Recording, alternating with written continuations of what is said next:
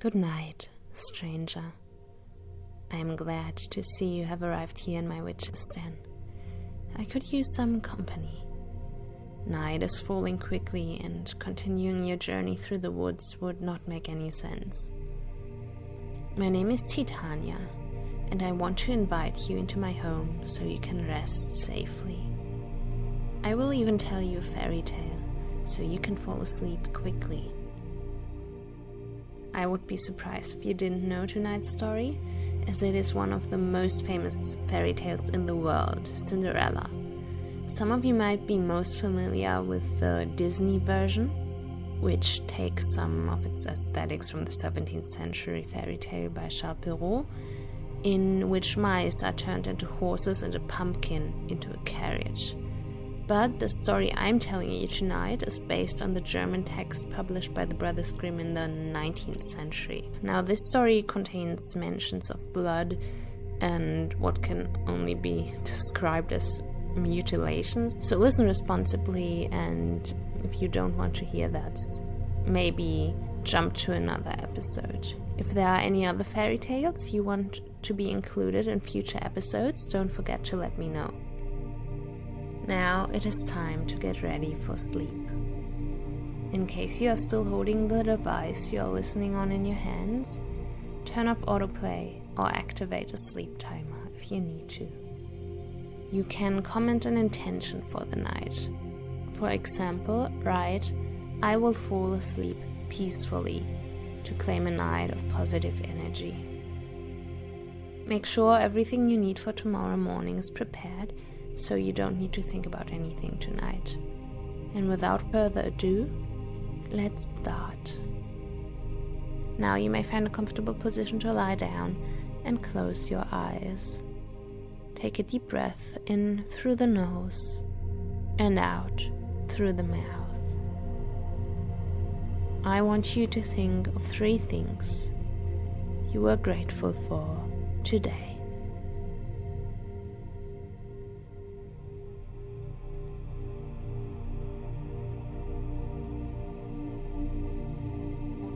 Maybe you talk to a friend. Maybe you are super productive. Maybe you had something nice to eat.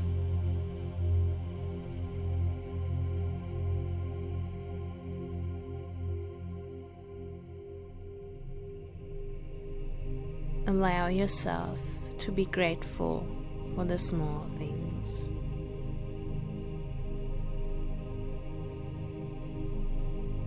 Concentrate on your breath again. Every time you inhale and exhale, feel the air flow under your nose. If there are thoughts coming up, look at them like you would look at a cloud in the sky and watch them pass by. With every exhale, your body relaxes deeper. Your feet become heavy. Your legs become heavy.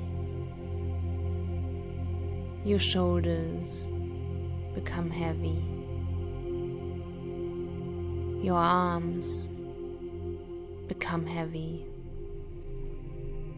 Your hands become heavy. And your head becomes heavy. I am now going to count down from 5, and when I reach 1, you will be completely present in tonight's story. 5. You are totally safe and relaxed where you are at this moment in time. 4. A warm and cozy light spreads from your heart throughout your body. Its golden glow filling you with a feeling of love and solace. 3. you let go of everything that is still binding you to today. 2. My voice is leading you through the light and beyond. The air flowing around your body is cold, and you assume that you must be outside. 1. You hear a quiet sob from beneath you, and as you look down, you notice several things. Right under your body, 2 gray bird claws clutch the delicate branch of a tree, green leaves clinging to it like butterflies. Under the tree lies a grave marked by a wooden cross, and on the grave kneels a young woman clad in a gray frock and wooden shoes. Her face is buried in her hands, and you cannot fully see what she looks like, except from a head of chestnut brown hair that is held back by a beige scarf. Her shoulders shake slightly, but despite the approaching dusk painting the sky over the surrounding trees and fields pink and orange already, you can clearly see fat tears dripping onto the earthen mound of the grave. "I miss you so much, Mother," she sobs, and then, "I don't have any wish today, little bird. The only thing I'm wishing for right now is something even you cannot grant me."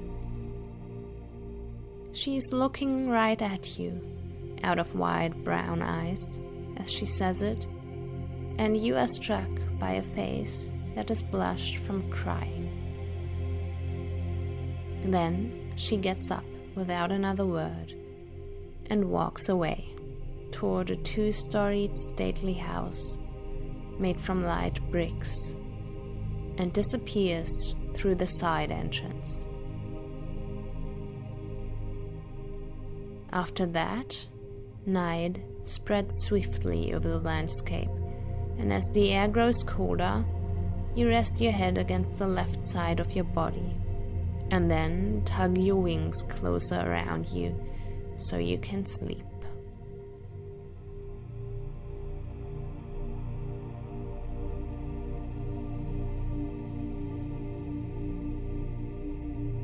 Early the next morning, you are awoken by the singing of other birds in the forest, and when the daylight barely reaches the corners of the house ahead, the clopping of hooves sounds through the morning mist, mixed with a shouting human voice, too far away for you to make out what they are saying.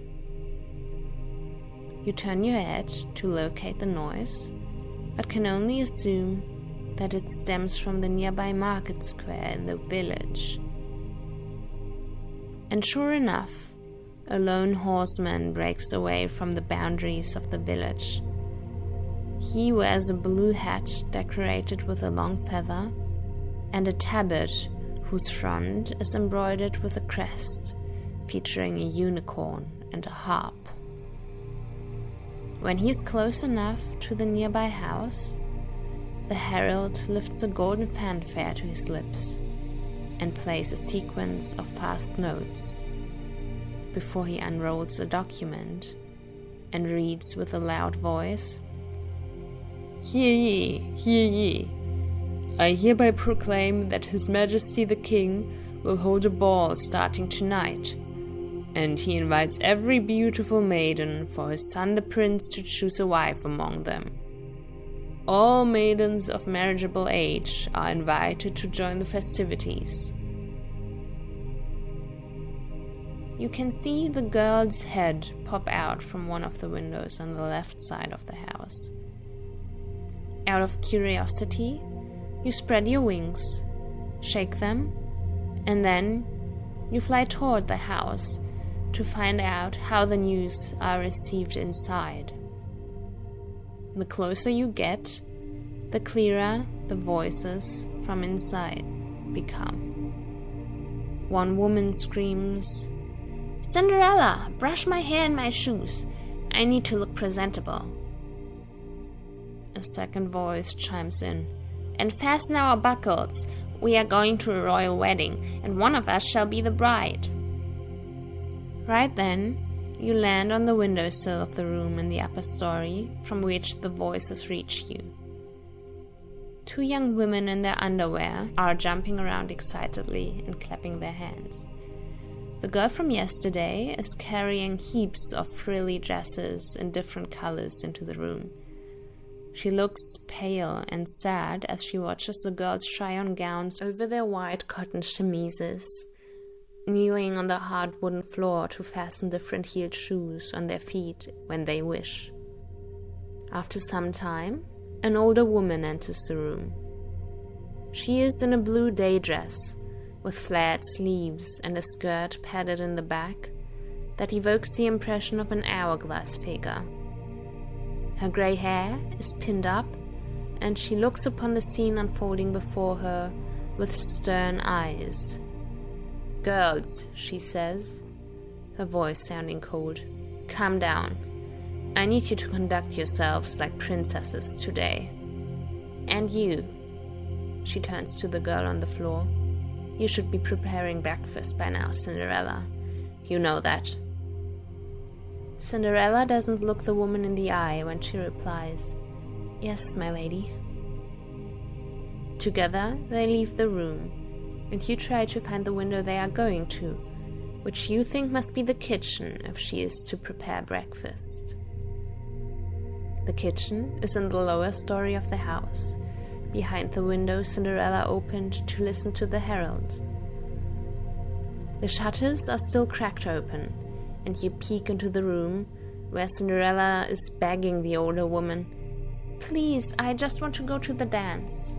I will be back before you to prepare the house for the night. Just please let me attend." "Cinderella," the woman says, "you are covered in dust and dirt, and want to go to the wedding festivities? Do you really think I will let your sisters get humiliated by standing next to you when you don't even have a dress or shoes to wear?" "Please, my lady, please. I will take care of everything myself and be no disturbance whatsoever," Cinderella cries. The woman sighs and grabs a jar of lentils standing on one of the cabinets. Then she strides over to the hearth and dumps its contents into the cinder. "There, if you can pick out the lentils within 2 hours, you may accompany us to the ball," she declares. With a mean smirk on her face, she exits the kitchen and leaves Cinderella behind, whose back faces you. It must be a ruse, you think. There's no way she can take care of breakfast and pick out the lentils in time. But when Cinderella turns around, you are surprised to see the determined and almost triumphant look on her face. Without hesitation, she hurries over to the window and throws the blinds open, causing you to flutter into the air in a fright. "Hello," Cinderella exclaims as she sees you and pats her shoulder invitingly. "Come here, little bird. You arrived just in time." Once you settle on her shoulder, she calls out the window, "You tame doves, you turtle doves, all the birds under the sky, come and help me pick. The good in the dish, the bad eat if you wish." You open your beak to chirp and repeat her words in a language the other birds know. Soon, you hear the flapping of wings from outside, and 2 white doves enter the kitchen through the window, followed by turtle doves and a plethora of other birds, all of them dashing at the hearth, starting to pick the good lentils out of the ashes. You join them, eating a few of the bad lentils here and there. Meanwhile, Cinderella works in the kitchen, preparing breakfast for the family of the house. It can't have been more than an hour when the birds are done with their work, leaving through the window one by one until only you are left. Happily, Cinderella places the dish with the lentils onto the tray with the breakfast. "I'm going to show this to my stepmother, and she will surely let me go to the ball," she tells you. "Come here and hide in the pocket of my apron." You flutter over to her and land on her hand. Then she helps you to crawl into the warmth inside of her pocket. When she enters the dining room and presents the lentils to her stepmother, you can hear the old woman reply, "No, Cinderella, you don't have a dress and you cannot dance. You will only disgrace yourself and us. Everyone will laugh at you." Cinderella gasps. "But my lady," she says, her voice shaking, "you promised." Her stepmother lets out an annoyed breath and finally replies, "Fine. If you can pick out 2 dishes of lentils from the ashes in 1 hour, you may accompany us to the ball." There's movement, Cinderella clearly walking back to the kitchen, followed by another set of footsteps. Then you hear the swooshing of lentils being tipped out into the hearth. When you hear the door of the kitchen close, you climb out of Cinderella's pocket just in time for her to call once more, "You tame doves, you turtle doves, all the birds under the sky, come and help me pick the good in the dish, the bad eat if you wish." You help her by calling out to the birds yourself, and when they fill up the kitchen, they immediately get to work. Cinderella helps them this time, picking out lentils with gentle hands, and you find a few bad ones to eat. In less than half an hour, the hearth is completely clean again. Before she grabs the 2 dishes, Cinderella puts you into her pocket, so you get to listen to the conversation with her stepmother once more. "This is of no avail. You cannot come. You have no dress and you cannot dance. We would have to be ashamed of you." You hear chairs being pulled over the floor, and the laughter of the stepmother and sisters moving away until it fades completely. Cinderella doesn't make another sound for a while. Then she starts to walk, her steps getting faster and faster. You wiggle out of her pocket to see what is going on and find yourself outside on the way to the grave. Using your claws and flapping your wings, you climb up to Cinderella's shoulder. "They left for the ball now," Cinderella says, her voice breaking as she wipes the tears off her face. "There's something I have to ask you." As the shoots of the hazel tree come into view, you feel an energy pulling you to it, and without hesitation you spread your wings, flying to land on one of the branches almost involuntarily. Cinderella reaches the grave too and looks up at you with decisive eyes, but her voice still shakes when she calls to you, "Little tree, shake over me, throw gold and silver to cover me." You are not fully sure what is happening, but you feel a kind of power surge through you, a light that is emerging between the shoots of the hazel tree, and with your beak, you pull a gold and silver dress from it that you throw down to Cinderella, and then a pair of slippers embroidered with silk and silver thread. Cinderella puts the clothes on quickly, and you fly to sit on her head, where you loosen her scarf to make her look more presentable. Her hair falls in brown curls over her shoulders, and you are sure that she will be let into the castle without any problems. "Let's go," Cinderella exclaims, her eyes shining. Because she has to walk all the way to the castle, you arrive quite late. The way leading to the festivities is illuminated by warm, glowing lanterns, and the towers and bays of the royal premises lie at the end of the avenue. The street before the gates is alive with servants and carriages, waiting for their masters and mistresses, but Cinderella pays them no heed, as she excitedly takes in the magnificent architecture before her. A grand stone staircase leads up to the main entrance of the castle, and as Cinderella climbs it, you decide to take to the air. You fly directly through the entrance, through the mirrored hall and into the ballroom.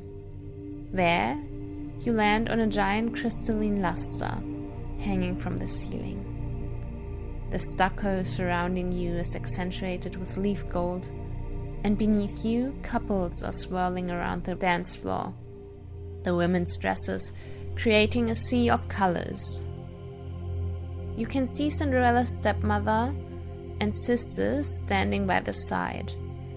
Nobody is dancing with them. For a second, you are worried that they will recognize Cinderella, but when you turn your head to watch her enter the ballroom, she looks so beautiful and well-groomed that a resemblance with the girl covered in ashes would never come to mind. Several gentlemen turn their heads to look at the newly arrived guest, but Cinderella doesn't seem to notice. She's busy taking in the splendor and luxury around her, the lights of the chandelier making her eyes glisten. A young man breaks away from the crowd, approaching her tentatively, and a murmur sweeps through the hall. "Who is that?" one of Cinderella's stepsisters says, the one in the orange dress. "I don't know," the second sister replies, "but the prince wants to dance with her." Perking up, you try to listen to what the prince is saying, and so you glide to the window frame of one of the floor-to-ceiling windows that is closest to them. "Could I have this dance, my lady?" the prince asks, offering his hand in a smooth motion. Cinderella smiles coyly and accepts. Together, they join the other couples to string music played by the court orchestra positioned at the end of the ballroom. Their conversation must be really good, because every time the music stops and another gentleman approaches Cinderella, the prince sends them away, telling them that he is her dance partner. He barely lets go of Cinderella's hand for the whole night. As the hours pass, and more guests get tired and the music gets slower, you can see Cinderella glancing over to her stepmother and sisters more and more often. She leans over to the prince, whispering something in his ear that you can't hear, but you hear the prince's answer, telling her earnestly, "I will go with you and accompany you home." You follow them outside, flying high above them in the night sky, as not to disturb them. While the prince looks clearly enamored with Cinderella, you notice her anxiety growing the closer you get to the part of the town where her house lies. Between a small grove of trees, she manages to lose the prince, slipping into the shadows and disappearing into the night. You do a nosedive to fly before her, making sure that the prince, who's hurrying after her, can't reach you. But he's still in close pursuit of Cinderella, and that's when you spot a pigeon house that looks like it lies on the property on which the house Cinderella lives in stands. You shoot toward the entrance and call to Cinderella, "Come here! Hide in here!" With one remarkable leap, Cinderella jumps through the round opening into the pigeon house, where the birds startle up from their sleep. You peek out into the darkness, and to your horror, the prince doesn't let up. When he realizes that he cannot reach the dovecote, he marches up to the house. "But no one is there, right?" you ask Cinderella. After all, the stepmother and her daughters were still at the ball when you left. "My father," Cinderella says. "We need to leave quickly." "Your father?" you ask, but Cinderella doesn't clarify, and jumps out from the other side of the dovecote, the one facing away from the house. She sneaks up to her mother's grave and changes back into her old clothes. You pick up the gown and the shoes and return them to the hazel tree, where they disappear in a shower of golden light. "Keep an eye on them, please," she whispers to you before she runs to the side entrance, taking cover from tree to tree before she enters the kitchen. When you look around for the prince, you see him standing in front of the pigeon house together with an older man. They are looking up at the structure, and you can hear the prince say, "I'm sure she went in there." "Don't worry, Your Highness," the man replies. "I will cut it down so we can find whoever you are looking for." This must be Cinderella's father, you think. Truthfully, you are aghast. After seeing how Cinderella's stepmother treats her, you did not think that Cinderella's father was still in the picture. "Isn't that a bit rash?" the prince asks nervously. "Is there no other way?" But the man just shakes his head and raises his axe. As the pigeon house falls, the birds inside scatter in all directions amid great clamor. But obviously, they cannot find the mysterious dancer inside. "And you are sure there's no young woman in your household that fits my description?" the prince wonders, scratching the back of his neck. "No," the man says. But then he hesitates. As soon as you see the flicker in his eyes, you take off toward the kitchen. Entering through the crack in the window, you warn Cinderella, "Your father is coming to check on you. Pretend you are asleep."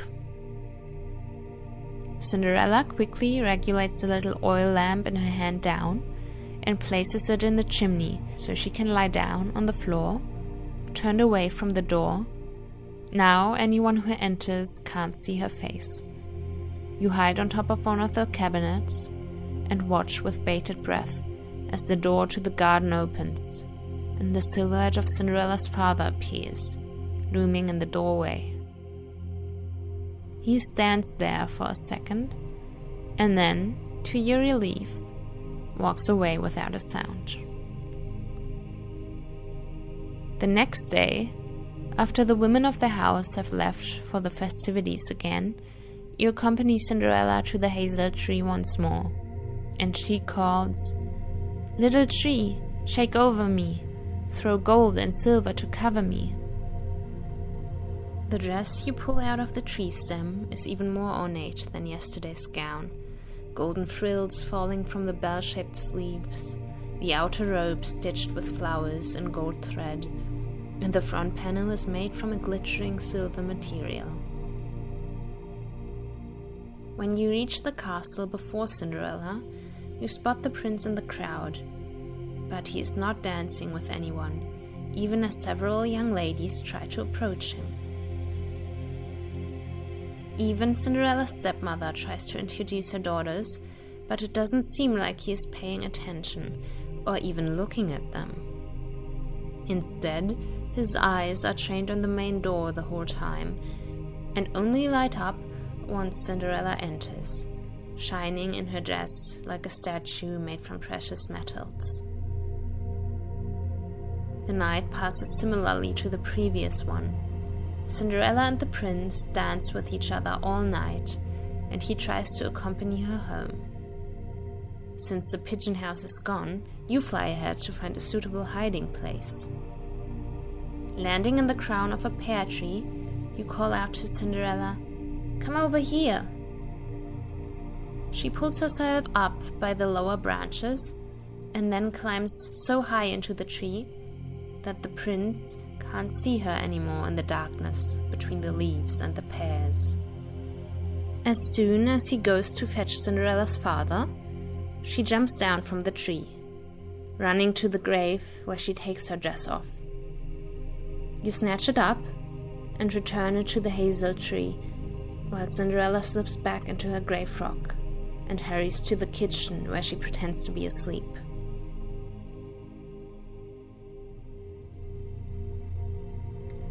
On the last day of the ball, the tree produces golden slippers and the most splendid dress you have ever seen, refined with pearls, gold thread, and gemstones that sparkle even under the moonlight. The other guests are speechless when she enters, and silence falls over the crowd as the prince asks her to dance the third night in a row. But this night, Cinderella tries to escape the prince even before he can offer to take her home. From the air, you observe how she stumbles on the stone stairway leading to the castle, and you notice something dark smeared onto the steps all the way down to the foot of the stairs. Cinderella slips out of her left shoe as it sticks to the stairway, but she doesn't stop to retrieve it. And this time, the prince doesn't follow her into the night.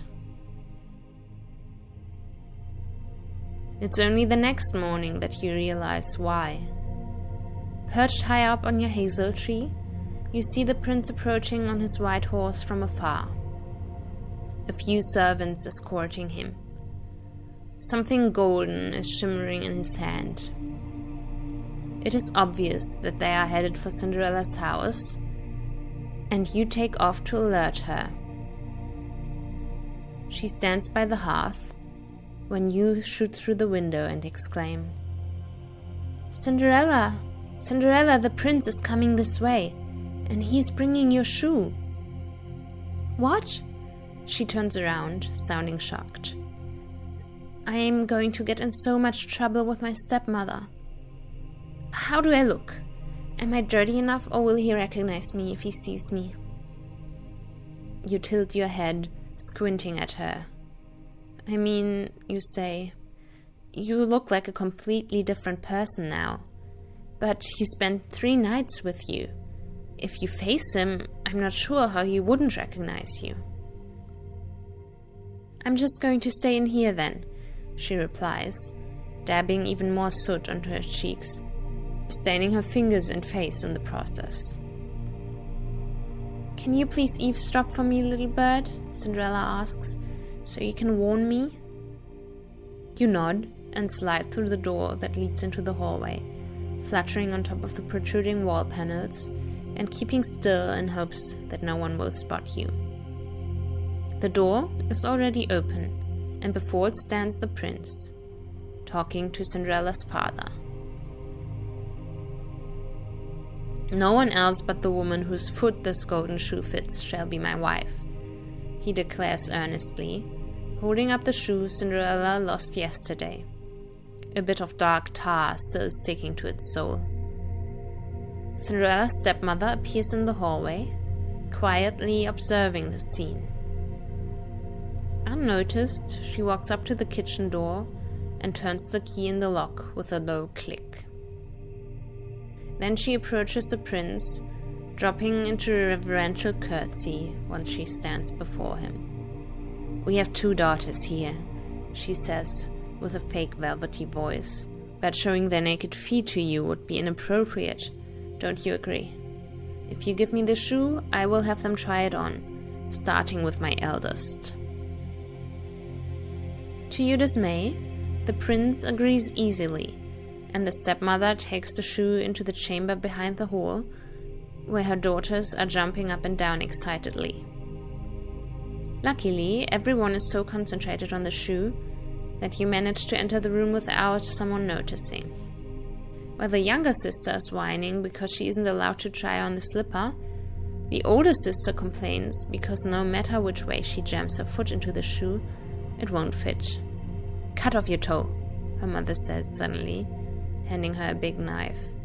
"Once you are a queen, you won't need to walk on foot."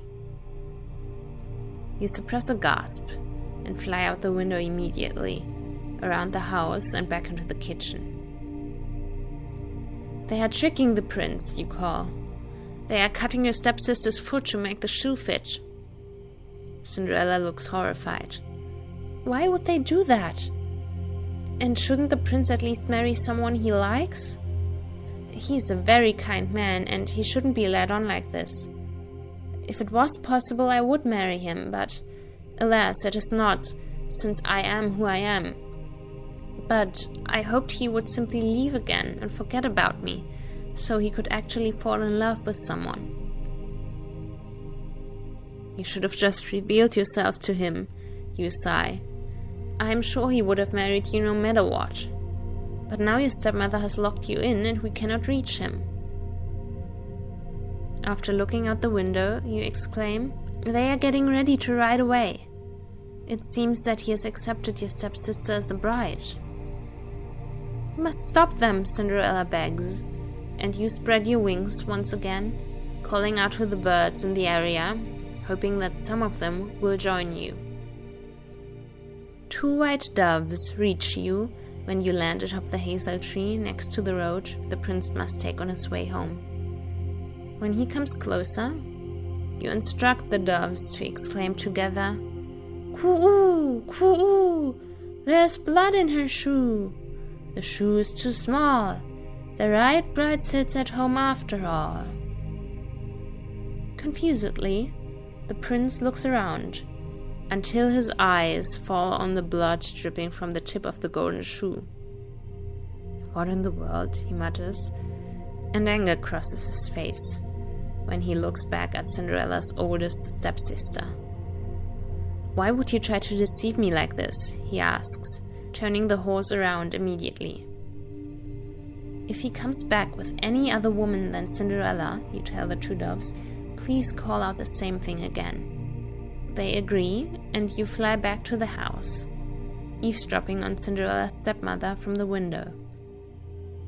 Unsurprisingly, the shoe doesn't fit the younger stepsister either, so her mother suggests, cut off some of your heel. Once you're a queen, you won't need to walk by foot again. You hear the girls scream, but you don't look. Joining Cinderella again, who is now sitting in front of the hearth on the stone floor, looking dejected, you report everything you saw back to her. From the distance, you hear the doves in the hazel tree call, "Coo-oo, coo-oo, there's blood in her shoe. The shoe is too small. The right bride sits at home after all." After a few minutes, the prince's annoyed voice can be heard from the hallway. "This is not the right one, and I am frankly appalled by your attempts of deception. Is there or is there not another daughter in your home?" "No," Cinderella's stepmother starts, and her father chimes in, "My dead wife left us little stunted Cinderella, but she cannot be the one you're looking for." "Then I demand to see her," the prince says, and you can hear the stepmother grasping for words. No, she's too dirty. It would be inappropriate to show her face to you." "I'm not going to say it again," the prince thunders, finally losing his composure. So, eventually, the door clicks open. Cinderella looks at you out of uncertain eyes, but you nod at her encouragingly. She washes her hands and face in the bucket of water standing next to the hearth and steps out of the room. You sit on the threshold and watch as the prince looks at her face for the first time since the ball. A smile spreads over his features right away. There's no doubt that he recognizes her. Nevertheless, he presents her with a shoe, and after taking off her clog, her foot slides into the golden slipper easily. "This is my rightful bride," the prince says with a smile he can't hold back, "if she will have me." You catch a glimpse at Cinderella's stepmother behind the door, and her contorted face looks almost green. When the prince lifts Cinderella on his horse to leave for the palace, you fly ahead to meet the doves on the hazel tree. As the couple rides past, you all cry together, "Coo-oo, coo-oo, no blood in her shoe. The shoe is not too small. She is the right bride after all." The wedding takes place a few weeks later. after many conversations and preparations. You watch over Cinderella the whole time, and when the day comes, you are shocked to see her shameless family try to attend the wedding. The moment they go to enter the chapel, you swoop down to hack and pick at them, and you call your dove friends to follow suit. Under yelling and shouting, you drive them away successfully, and Cinderella's wedding can proceed without her having to think of the family that neglected her this whole time. You chase them almost all the way back to the house, but stop at the hazel tree over the grave. There's a warm light emanating from it, similar to the one you saw when the dresses appeared. In the light, you see the silhouette of a person, a woman, only a few years older than Cinderella, but her spitting image. When she reaches out her hand, you instinctively fly up to her, landing on her fingers. "Thank you," she says, smoothing a gentle fingertip over your head. "Thank you so much for looking after my daughter." You become aware of my voice again. I will now count to 5, and once I reach the number 5, you will fall asleep. 1. You feel a comfortable and cozy warmth spread through your entire body. 2. Your muscles relax completely. 3. You feel safe and full of love. 4. Your mind is quiet and at ease. 5.